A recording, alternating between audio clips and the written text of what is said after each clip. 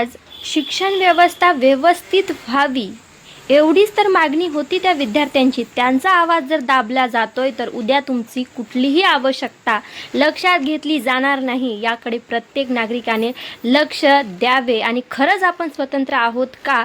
आणि आपण ज्यांना मत देऊन पदावरती बसवलेला आहे ते आपला आवाज जर दाबण्याचा प्रयत्न करत असतील तर खरंच आपला देश योग्य हातामध्ये आहे का, हा नक्की विचार करायला हवा.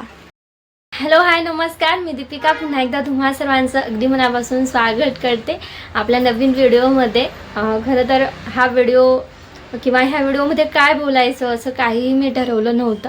गेले 4-5 दिवस झाले सारखं मी जेव्हाही इंस्टाग्राम उघडते सारखे मला दिल्ली येथे जे चालू असलेलं आंदोलन आहे, शिक्षण व्यवस्था व्यवस्थित व्हावी, पेपर लीक होऊ नयेत, रोजगारासंबंधी किंवा आरोग्यासंबंधी जे आहेत हे भविष्यासाठी खूप महत्त्वाचं आहे की जे विद्यार्थी ज्यांची योग्यता नाही आहेत असे विद्यार्थी जर डॉक्टर्स झाले किंवा इंजिनियर झाले, हे डॉक्टर्स उद्या चालून तुमच्या मुलांचे जे आहेत ते ऑपरेशन करणार आहेत. उद्या तुमच्या मुलांचं आरोग्य आपण त्यांच्या हातामध्ये आहे.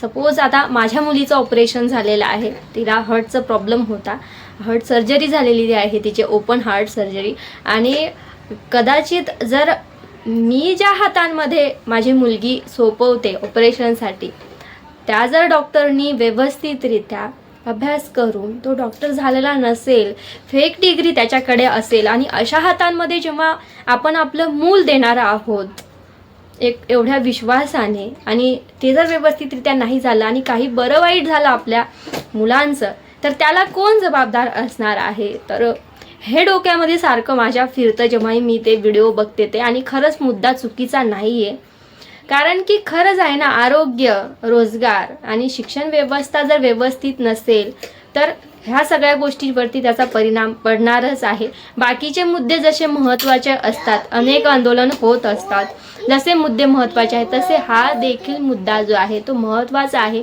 हा मुद्दा कुठल्याही धर्मासाठी नाही आहे किंवा जातीय भेदाबद्दल नाही आहे किंवा काहीच नाही आहे. यामध्ये सगळेजण मिळून एकत्र आलेले आहेत. तिथं कोणीच बघत नाही आहे की कोणत्या जातीचा आहे, कोणत्या याचा आहे किंवा काहीच नाही आहे. सगळे बांधव मिळून तिथे एकत्रित आंदोलन करत आहेत. अगदी शांततेने त्यांचं आंदोलन चालू असताना देखील जर त्या विद्यार्थ्यांवर लाठीचार्ज होत असेल, अमानुष त्यांना वागणूक मिळत असेल आणि असे व्हिडिओज बघून आपल्या मनामध्ये काय प्रश्न उभे राहतील की खरंच आपला देश योग्य हातामध्ये आहे का?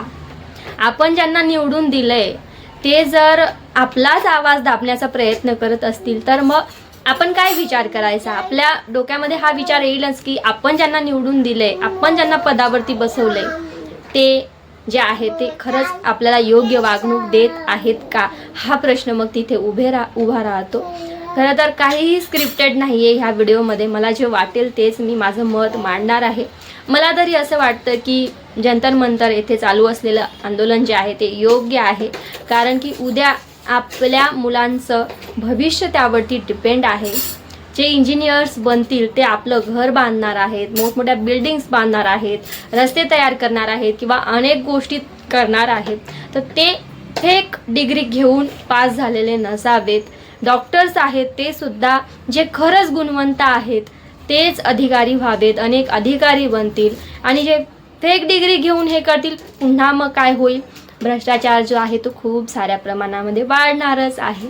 त्यामुळे विचाराने खरंच आपला देश विकासाकडे आहे का? जे प्रत्येक जनता आहे, प्रत्येक नागरिक आहे तो विचाराने विवेकबुद्धीने वागणार आहे का? ह्यावरती सुद्धा प्रश्न उभे राहतात. आणि हा मुद्दा चुकीचा नाही म्हणूनच सगळ्या बाजूने या आंदोलनाला समर्थन भेटत आहे. अनेक ठिकाणी जे आहे आंदोलनं चालू आहेत आणि जिथे जिथे आंदोलन होत आहे तिथे तिथे आंदोलन दाबण्याचा प्रयत्न केला जात आहे. मग हे आंदोलन दाबण्याचा प्रयत्न का होतोय हे मला कळत नाहीये. जर मुद्दे बरोबर आहेत, काही चुकीचं नाहीये, त्या ठिकाणी काहीही चुकीच्या घोषणा तिथे बोलल्या जात नाहीयेत, जातीय वाद पसरवला जात नाहीये, ज्या म्हणजे खरंच गरजेच्या ज्या गोष्टी आहेत, शिक्षण व्यवस्था व्यवस्थित झाली पाहिजे, विद्यार्थ्यांना असं अमानुष वागणूक नाही दिली पाहिजे. त्यांच्या प्रश्नावरती सुसंवाद साधण्याऐवजी त्यांचा आवाज दाबण्याचा प्रयत्न करतायत, त्यांच्यावर लाठीमार करतायत. किती वाईट पद्धतीने त्यांच्याशी वागत आहेत ना, ते व्हिडिओज बघून तुम्हाला लक्षात येईल आणि तुमचं देखील मन ना असं विचलित होऊन जाईल. अक्षरशः ना इंस्टाग्राम उघडलं की वाटतं की मी तिथंच पोहोचलेली आहे आंदोलनामध्ये, असंच वाटतं. कशामध्ये देखील मन लागत नाही. काय व्हिडिओज मी माझ्या यूट्यूब चॅनलसाठी काय व्हिडिओ क्रिएट करावे हे सुद्धा मला मग सुचत नाही. त्यासाठी म्हटलं की ह्यावरती व्हिडिओ बनवणं गरजेचं आहे. माझं तरी पूर्णपणे समर्थन आहे त्या आंदोलनाला आणि अनेक जणांचं देखील आहे. तुमचं काय मत आहे ते देखील मला नक्कीच कळवा. यूट्यूबवरती तरी फारसे व्हिडिओज बघायला मिळत नाही आहेत, कारण की जे मेन मीडिया आहे ते हे दाखवतच नाही आहेत बातम्या.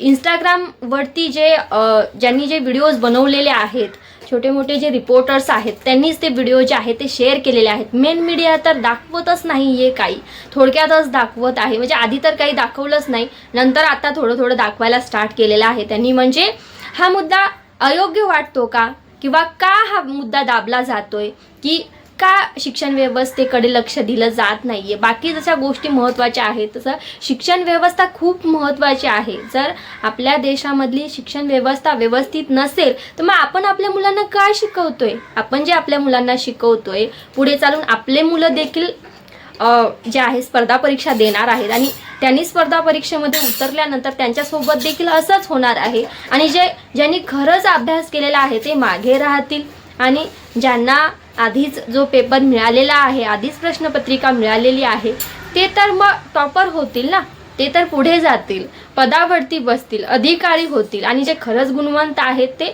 मागे राहतील. पैशाने विकत घेतलेली खुर्ची, अधिकाऱ्याची खुर्ची त्यांना मिळेल. आणि जे खरंच ज्यांनी हे केलंय, जे गरीब घराण्यातून आहेत किंवा जे खरंच गुणवंत आहेत आणि वाटतं त्यांना की आपलं जे आहे आपल्या आयुष्याची जी पुढची वाटचाल आहे ती चांगली व्हावी, चांगलं भविष्य त्यांना मिळावं असं वाटून जे अभ्यास करताय खरंच, तर ते तर मागे राहून जातील ना अशाने. आणि एक तर दुसरी गोष्ट अशी होईल की जास्तीत जास्त फेक डॉक्टर्स निर्माण होतील, फेक इंजिनियर्स निर्माण होतील, अधिकारीसुद्धा जास्त भ्रष्टाचार करतील.